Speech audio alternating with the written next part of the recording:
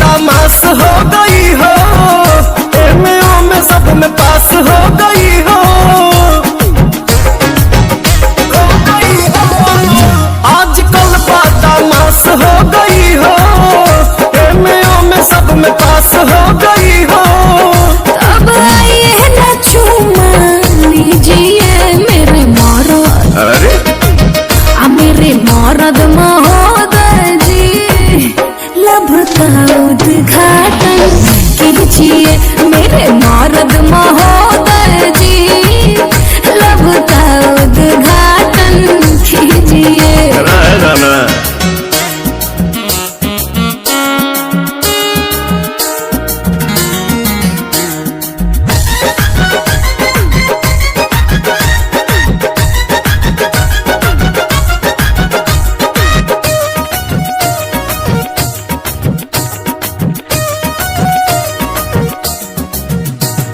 जेकरा से शादी करूंगा ओकरे कलाई धरूंगा, दिन में बंद करी के दरवाजा, कोरा में उसी को भरूंगा, कोरा में उसी को भरूंगा।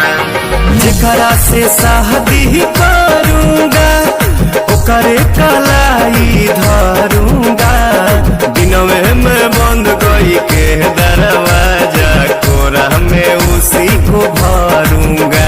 मेरे राजा जी ऐसे न बोलो, लाज शर्म के शटर तो खोलो, दूध में हल्दी मिला के पीजिए मेरे मरद। अच्छा मेरे मरद महोदय जी, लब का उद्घाटन कीजिए मेरे मरद महोदय।